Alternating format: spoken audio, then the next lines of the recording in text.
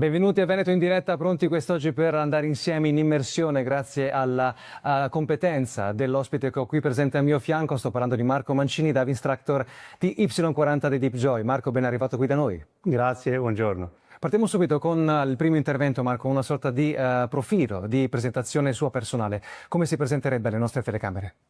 Allora, come istruttore di subacquea e apnea, sono ormai in Y praticamente da quando ha aperto e quindi sono specializzato nella formazione di allievi da corsi base fino a quelli professionali per quanto riguarda la subacquea e insegno anche apnea da livello base fino a livelli più alti. Certo, quando si parla di questi ambienti si tratta sempre la parte congetturale, diciamo, di quelle che sono strumentazioni, di quello che è un po' la cornice del sistema, ma si parla sempre molto poco della materia prima, ovvero dell'elemento essenziale, l'acqua termale. Che tipo di acqua termale è quella che dispone Y40 di DeepJoy?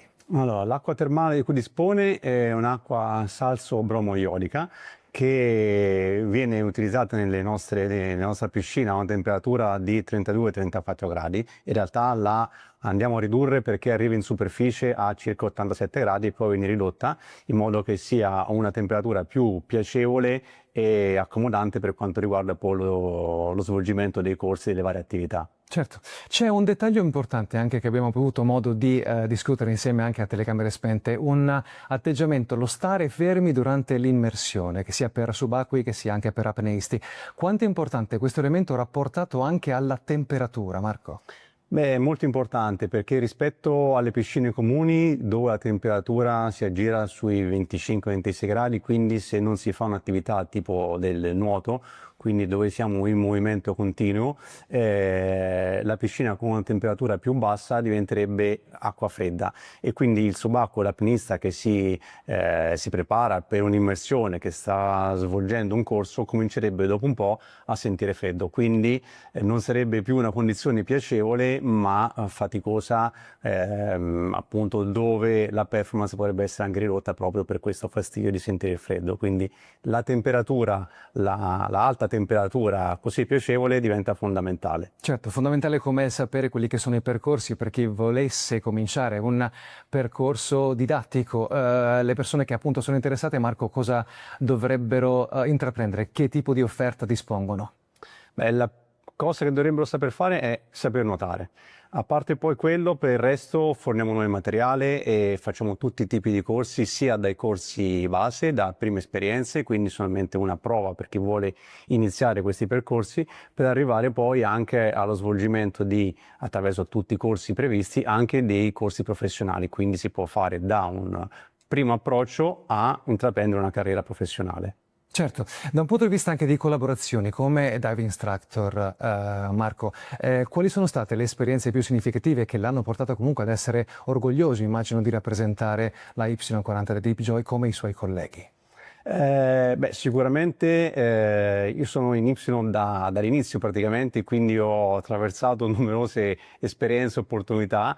Chiaramente diventa un polo fondamentale per quanto riguarda le attività subacquee. Abbiamo fatto numerose anche collaborazioni con forze dell'ordine, con la Marina Militare, con l'Aeronautica Militare, anche con militari della caserma di Vicenza e poi anche tutta una serie di attività legate a, per esempio, produzioni cinematografiche, di pubblicità. Quindi la piscina diventa sia una scuola, ma anche qualcosa dove tutto è possibile, quindi può diventare una specie di teatro subacqueo dove possiamo svolgere qualsiasi tipo di attività e quindi le opportunità che si presentano sono infinite. Certo, opportunità che poi tra l'altro possono essere visualizzate con quello che è disposto lo spazio all'interno della vasca. Che genere di accorgimenti, Marco, disponete voi durante le sessioni di allenamento sott'acqua in immersione?